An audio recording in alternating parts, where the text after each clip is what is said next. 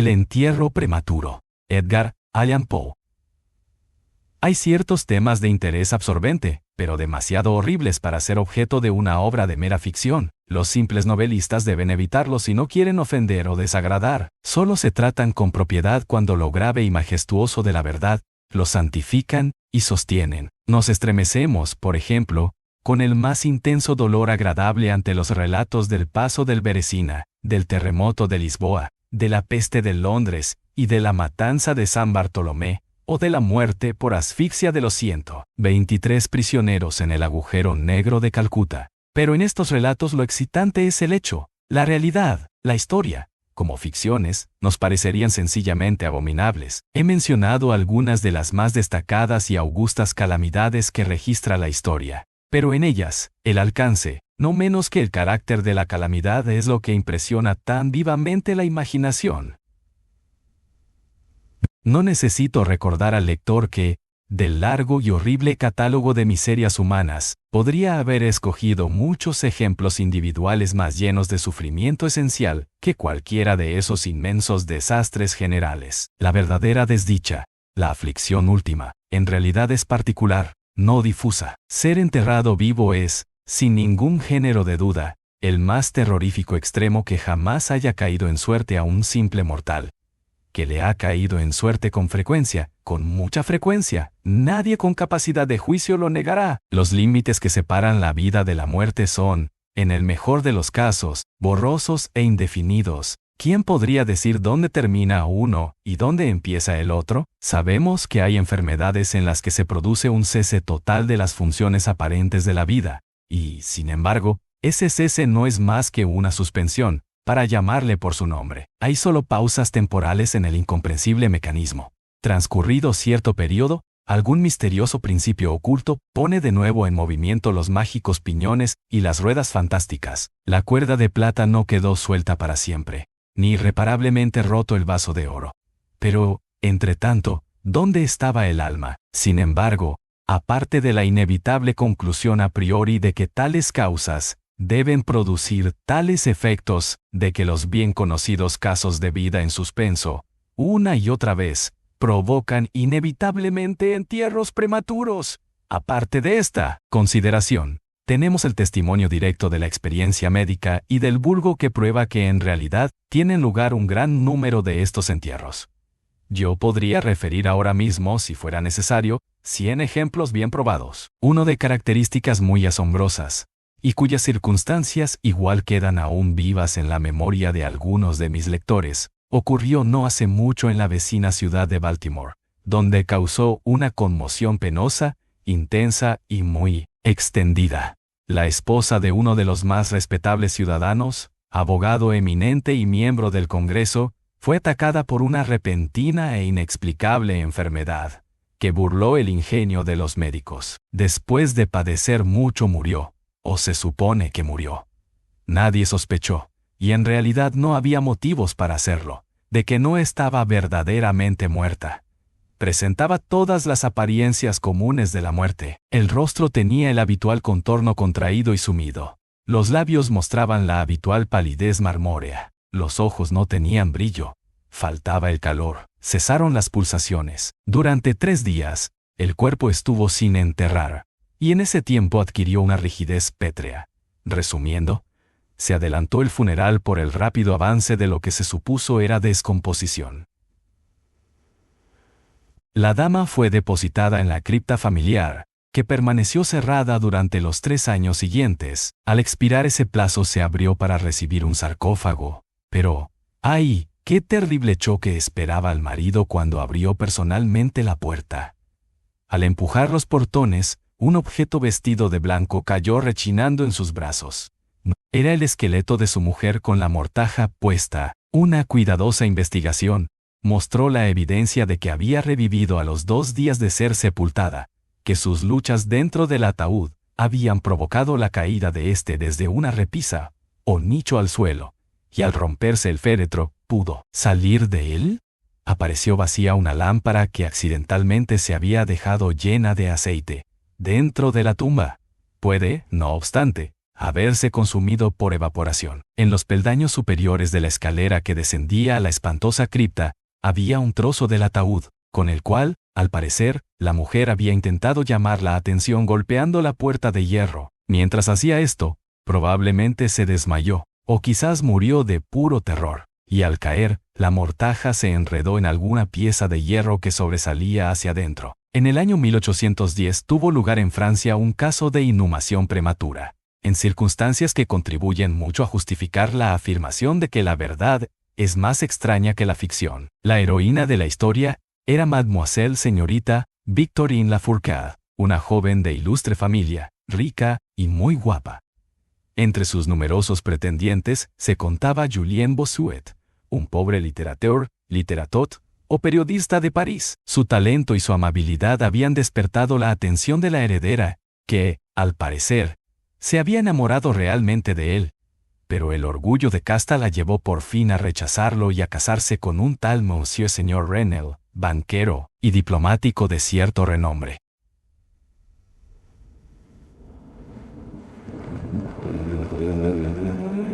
Después del matrimonio, sin embargo, este caballero descuidó a su mujer y quizá llegó a pegarla. Después de pasar unos años desdichados, ella murió. Al menos su estado se parecía tanto al de la muerte que engañó a todos quienes la vieron. Fue enterrada, no en una cripta, sino en una tumba común, en su aldea natal.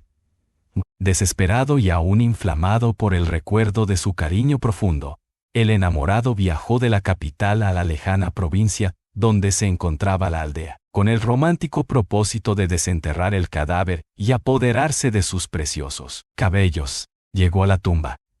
A medianoche desenterró el ataúd, lo abrió, y cuando iba a cortar los cabellos, se detuvo ante los ojos de la amada que se abrieron. La dama había sido enterrada viva. Las pulsaciones vitales no habían desaparecido del todo, y las caricias de su amado la despertaron de aquel letargo que equivocadamente había sido confundido con la muerte. Empleó unos poderosos reconstituyentes aconsejados por sus no pocos conocimientos médicos. En resumen, ella revivió. Reconoció a su Salvador. Permaneció con él hasta que lenta y gradualmente recobró la salud. Su corazón no era tan duro, y esta última lección de amor bastó para ablandarlo.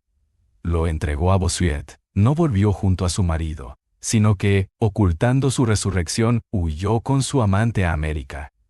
20 años después, los dos regresaron a Francia, convencidos de que el paso del tiempo había cambiado tanto la apariencia de la dama que sus amigos no podrían reconocerla. Pero se equivocaron, pues al primer encuentro Monsieur Renel reconoció a su mujer y la reclamó. Ella rechazó la reclamación y el tribunal la apoyó, resolviendo que las extrañas circunstancias y el largo período transcurrido habían abolido, no solo desde un punto de vista equitativo, sino legalmente la autoridad del marido. La revista de cirugía de Leipzig, publicación de gran autoridad y mérito, que algún editor americano haría bien en traducir y publicar, relata en uno de los últimos números un acontecimiento muy penoso que presenta las mismas características.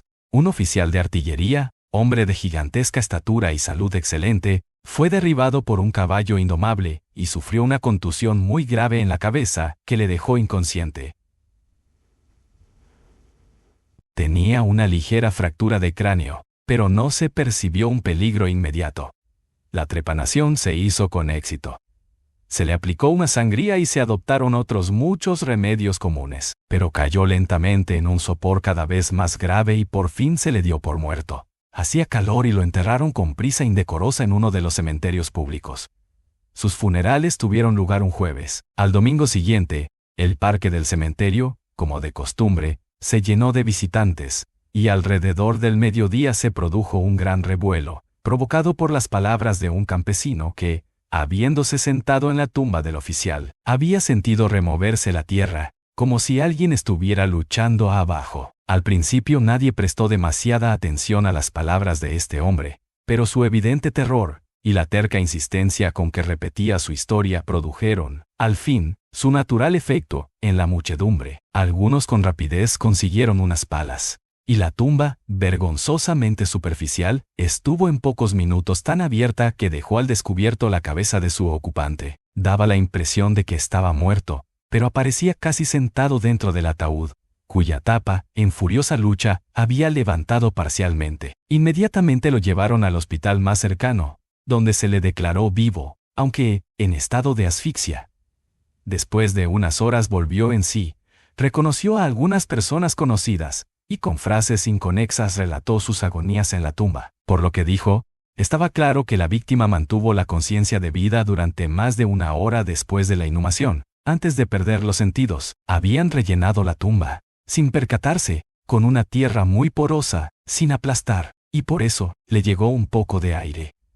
Oyó los pasos de la multitud sobre su cabeza, y a su vez trató de hacerse oír el tumulto en el parque del cementerio. Dijo, este paciente, según cuenta la historia, iba mejorando, y parecía encaminado hacia un restablecimiento definitivo, cuando cayó víctima de la charlatanería de los experimentos médicos. Se le aplicó la batería galvánica, y expiró de pronto en uno de esos paroxismos estáticos que en ocasiones produce. La mención de la batería galvánica, sin embargo, me trae a la memoria un caso bien conocido y muy extraordinario, en que su acción resultó ser la manera de devolver la vida a un joven abogado de Londres que estuvo enterrado 2 días. Esto ocurrió en 1831, y entonces causó profunda impresión en todas partes, donde era tema de conversación. El paciente, el señor Edward Stapleton, había muerto, aparentemente, de fiebre tifoidea, acompañada de unos síntomas anómalos que despertaron la curiosidad de sus médicos. Después de su aparente fallecimiento, se pidió a sus amigos la autorización para un examen post-mortem, autopsia, pero estos se negaron. Como sucede a menudo ante estas negativas, los médicos decidieron desenterrar el cuerpo y examinarlo a conciencia, en privado. Fácilmente llegaron a un arreglo con uno de los numerosos grupos de ladrones de cadáveres que abundan en Londres, y la tercera noche después del entierro, el supuesto cadáver fue desenterrado de una tumba de 8 pies de profundidad y ya depositado en el quirófano de un hospital privado. Al practicársele una incisión de cierta longitud en el abdomen, el aspecto fresco e incorrupto del sujeto sugirió la idea de aplicar la batería. Hicieron sucesivos experimentos con los efectos acostumbrados, sin nada de particular en ningún sentido, salvo, en 1 o 2 ocasiones, una apariencia de vida mayor de la norma en cierta acción convulsiva. Era ya tarde. Iba a amanecer y se creyó oportuno, al fin, proceder inmediatamente a la disección. Pero uno de los estudiosos tenía un deseo especial de experimentar una teoría propia, e insistió en aplicar la batería a uno de los músculos pectorales. Tras realizar una tosca incisión, se estableció apresuradamente un contacto. Entonces el paciente, con un movimiento rápido pero nada convulsivo, se levantó de la mesa, caminó hacia el centro de la habitación, miró intranquilo a su alrededor unos instantes y entonces habló. Lo que dijo fue ininteligible, pero pronunció algunas palabras, y silabeaba claramente. Después de hablar, se cayó pesadamente al suelo. Durante unos momentos todos se quedaron paralizados de espanto. Pero la urgencia del caso pronto les devolvió la presencia de ánimo. Se vio que el señor Stapleton estaba vivo, aunque sin sentido. Después de administrarle éter, volvió en sí, y rápidamente recobró la salud, retornando a la sociedad de sus amigos, a quienes sin embargo se les ocultó toda noticia sobre la resurrección hasta que ya no se temía una recaída. Es de imaginar la maravilla de aquellos y su extasiado asombro. El dato más espeluznante de este incidente, sin embargo, se encuentra en lo que afirmó el mismo señor Stapleton. Declaró que en ningún momento perdió todo el sentido, que de un modo borroso y confuso percibía todo lo que le estaba ocurriendo desde el instante en que fuera declarado muerto por los médicos hasta cuando cayó desmayado en el piso del hospital. «Estoy vivo», fueron las incomprendidas palabras que, al reconocer la sala de disección, había intentado pronunciar en aquel grave instante de peligro. Sería fácil multiplicar historias como estas, pero me abstengo, porque en realidad no nos hacen falta para establecer el hecho de que suceden entierros prematuros. Cuando reflexionamos en las raras veces en que, por la naturaleza del caso, Tenemos la posibilidad de descubrirlos. Debemos admitir que tal vez ocurren más frecuentemente de lo que pensamos. En realidad, casi nunca se han removido muchas tumbas de un cementerio, por alguna razón, sin que aparecieran esqueletos en posturas que sugieren la más espantosa de las sospechas. La sospecha es espantosa, pero es más espantoso el destino.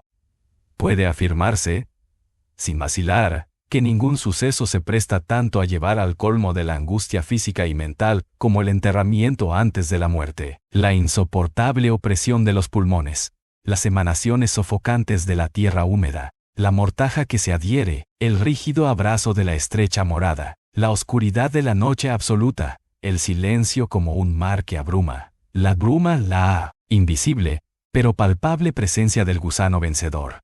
Estas cosas, junto con los deseos del aire y de la hierba que crecen arriba, con el recuerdo de los queridos amigos que volarían a salvarnos si se enteraran de nuestro destino, y las cintas harán de nuestro destino, conciencia de que nunca podrán saberlo, de que nuestra suerte irremediable es la de los muertos de verdad. Estas consideraciones, digo, llevan el corazón, aún palpitante, a un grado de espantoso e insoportable horror, ante el cual la imaginación más audaz retrocede.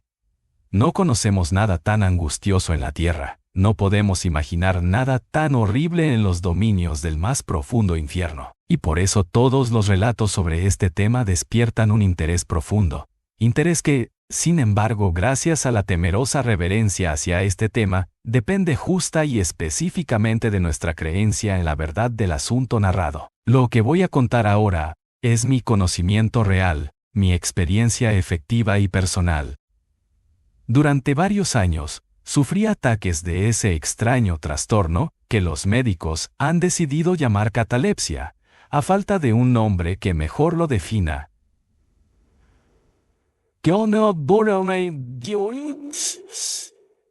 Aunque tanto las causas inmediatas como las predisposiciones, e incluso el diagnóstico de esta enfermedad, siguen siendo misteriosas, su carácter evidente y manifiesto es bien conocido. Las variaciones parecen serlo, principalmente, de grado. A veces el paciente se queda un solo día, o incluso un periodo más breve en una especie de exagerado letargo. Está inconsciente y externamente inmóvil, pero las pulsaciones del corazón aún se perciben débilmente. Quedan unos indicios de calor. Una leve coloración persiste en el centro de las mejillas, y al aplicar un espejo a los labios, podemos detectar una torpe, desigual y vacilante actividad de los pulmones. Otras veces, el trance dura semanas e incluso meses, mientras el examen más minucioso y las pruebas médicas más rigurosas no logran establecer ninguna diferencia material entre el estado de la víctima y lo que concebimos como muerte absoluta.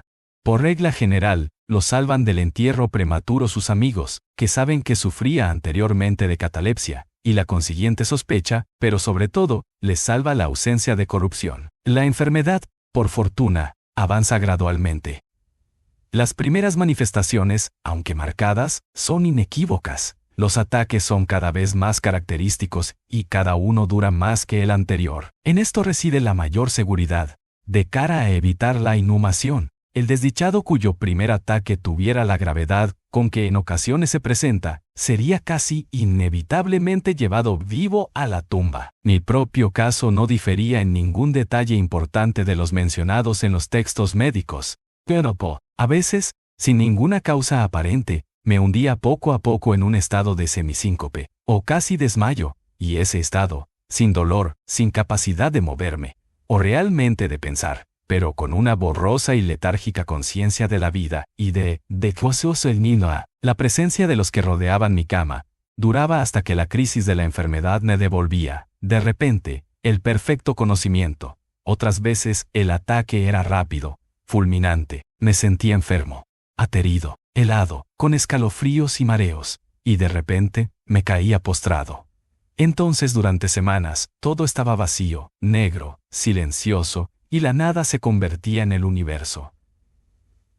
La total aniquilación no podía ser mayor. Despertaba, sin embargo, de estos últimos ataques, lenta y gradualmente, en contra de lo repentino del acceso, así como amanece el día para el mendigo que vaga por las calles en la larga y desolada noche de invierno, sin amigos ni casa, así lenta, cansada, alegre volvía a mí la luz del alma. Pero, aparte de esta tendencia al síncope, mi salud general parecía buena, y no hubiera podido percibir que sufría esta enfermedad, a no ser que una peculiaridad de mi sueño pudiera considerarse provocada por ella. Al despertarme, nunca podía recobrar enseguida el uso completo de mis facultades, y permanecía siempre durante largo rato en un estado de azoramiento y perplejidad, ya que las facultades mentales en general y la memoria en particular se encontraban en absoluta suspensión.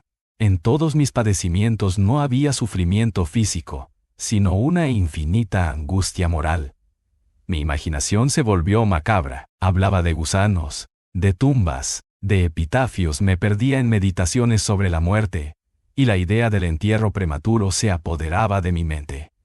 El espeluznante peligro al cual estaba expuesto me obsesionaba día y noche. Durante el primero, la tortura de la meditación era excesiva. Durante la segunda, era suprema, cuando las tétricas tinieblas se extendían sobre la tierra. Entonces, presa de los más horribles pensamientos, temblaba como la hélice de trémulas plumas de un coche fúnebre. Cuando mi naturaleza ya no aguantaba la vigilia, me sumía en una lucha que al fin me llevaba al sueño, pues me estremecía pensando que, al despertar, podía encontrarme metido en una tumba. Y cuando por fin me hundía en el sueño, lo hacía solo para caer de inmediato en un mundo de fantasmas. De las innumerables imágenes melancólicas que me oprimían en sueños elijo para mi relato una visión solitaria. Soñé que había caído en un trance cataléptico de más duración y profundidad que lo normal. De repente una mano helada se posó en mi frente y una voz impaciente, farfullante, susurró en mi oído. «¡Levántate!». Me incorporé. La oscuridad era total. No podía ver la figura del que me había despertado. No podía recordar ni la hora en que había caído en trance, ni el lugar en que me encontraba. Mientras seguía inmóvil, intentando ordenar mis pensamientos, la fría mano me agarró con fuerza por la muñeca, sacudiéndola con petulancia, mientras la voz farfullante decía de nuevo: «¡Levántate! ¿No te he dicho que te levantes?». «¿Y tú?», pregunté. «¿Quién eres?». «No tengo nombre en las regiones donde habito», replicó la voz tristemente. «Fui un hombre y soy un espectro. Era despiadado, pero soy digno de lástima. Ya ves que tiemblo. Me rechinan los dientes cuando hablo, pero no es por el frío de la noche eterna. Pero este horror es insoportable. ¿Cómo puedes dormir tú tranquilo? Estos espectáculos son más de lo que puedo soportar. Levántate, ven conmigo a la noche exterior y deja que te muestre las tumbas. ¿No es este un espectáculo de dolor? Mira, mira». Miré, y la figura invisible que aún seguía apretándome la muñeca consiguió abrir las tumbas de toda la humanidad, y de cada una salían las irradiaciones fosfóricas de la descomposición, de forma que pude ver sus más escondidos rincones y los cuerpos amortajados en su triste y solemne sueño con el gusano. Pero, ¡ay!, los que realmente dormían, aunque fueran muchos millones, eran menos que los que no dormían en absoluto, y había una débil lucha, y había un triste y general desasosiego, y de las profundidades de los innumerables pozos salía en las profundidades melancólico frotar de las vestiduras de los enterrados. Y, entre aquellos que parecían descansar tranquilos, vi que muchos habían cambiado, en mayor o menor grado, la rígida e incómoda postura en que fueron sepultados. Y la voz me habló de nuevo, mientras contemplaba.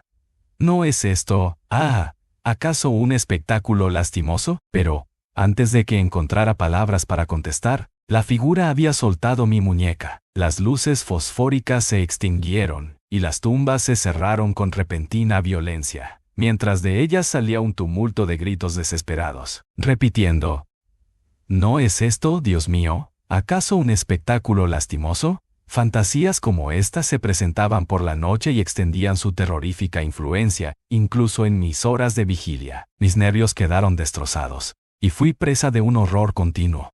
Ya no me atrevía a montar a caballo, a pasear, ni a practicar ningún ejercicio que me alejara de casa.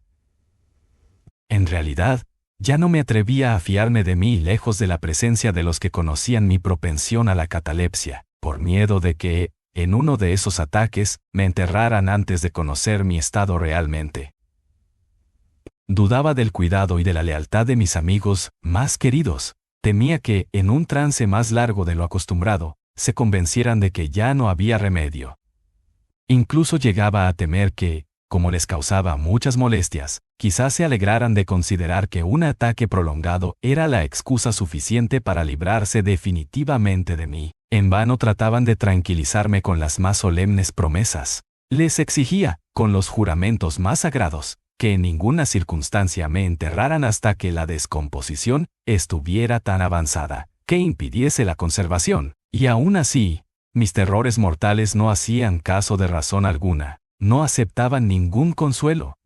Empecé con una serie de complejas precauciones. Entre otras, mandé remodelar la cripta familiar de forma que se pudiera abrir fácilmente desde dentro. A la más débil presión sobre una larga palanca que se extendía hasta muy dentro de la cripta, se abrirían rápidamente los portones de hierro. También estaba prevista la entrada libre de aire y de luz, y adecuados recipientes con alimentos y agua, al alcance del ataúd preparado para recibirme. Este ataúd estaba acolchado con un material suave y cálido, y dotado de una tapa elaborada según el principio de la puerta de la cripta, incluyendo resortes ideados de forma que el más débil movimiento del cuerpo sería suficiente para que se soltara. Aparte de esto, del techo de la tumba colgaba una gran campana, cuya soga pasaría, estaba previsto, por un agujero en el ataúd, y estaría atada a una mano del cadáver. Pero, ¡ay! ¿De qué sirve la precaución contra el destino del hombre? Ni siquiera estas bien urdidas seguridades bastaban para librar de las angustias más extremas de la inhumación en vida a un infeliz destinado a ellas.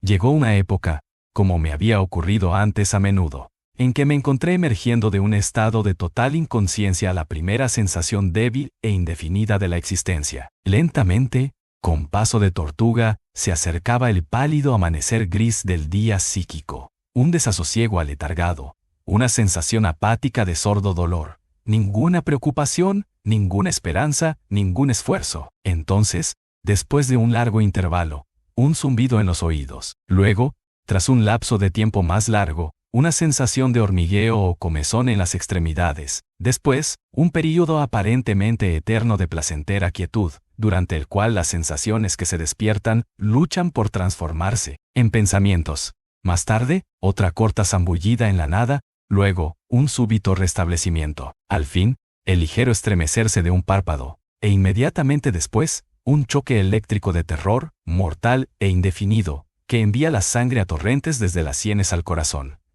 Y entonces, el primer esfuerzo por pensar. Y entonces, el primer intento de recordar. Y entonces, un éxito parcial y evanescente. Y entonces la memoria ha recobrado tanto su dominio, que, en cierta medida, tengo conciencia de mi estado. Siento que no me estoy despertado de un sueño corriente. Recuerdo que he sufrido de catalepsia, y entonces, por fin, como si fuera la embestida de un océano, el único peligro horrendo, la única idea espectral y siempre presente abruma mi espíritu estremecido. Unos minutos después de que esta fantasía se apoderase de mí, me quedé inmóvil. ¿Y por qué? No podía reunir valor para moverme.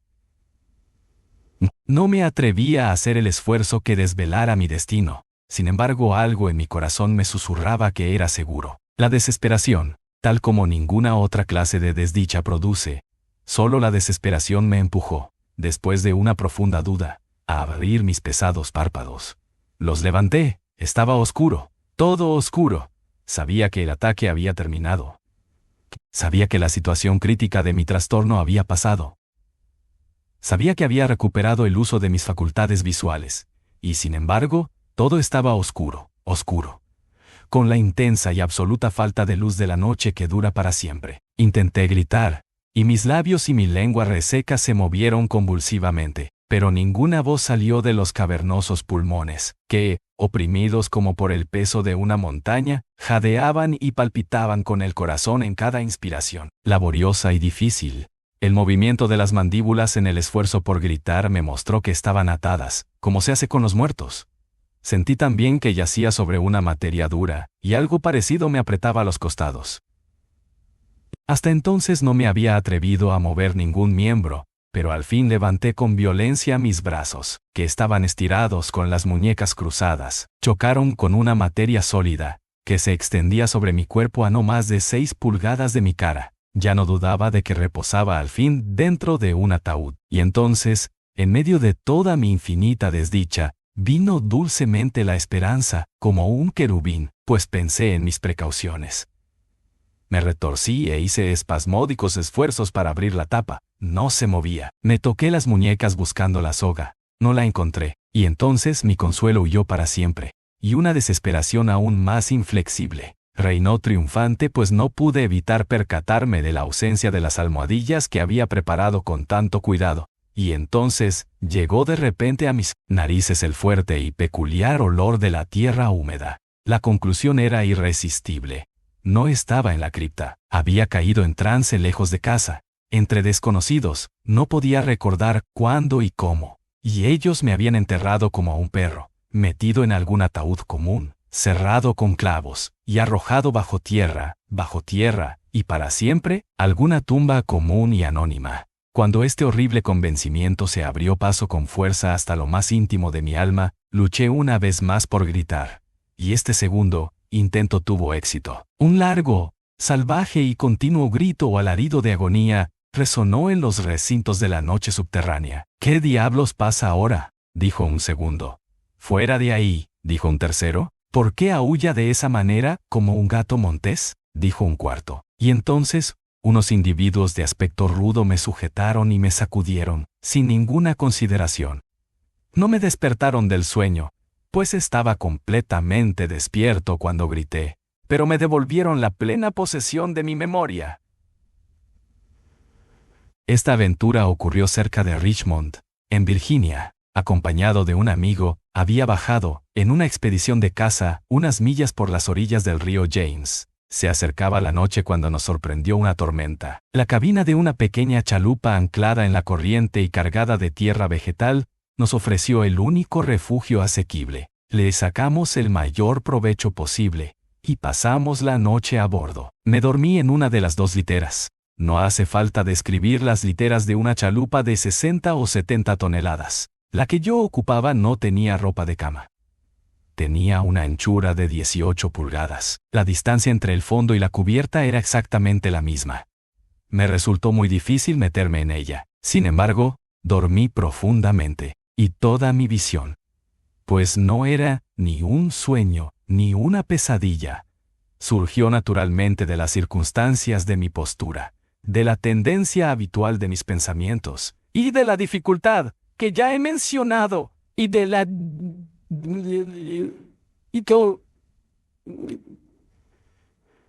que ya he mencionado, de concentrar mis sentidos, y sobre todo de recobrar la memoria durante largo rato después de despertarme.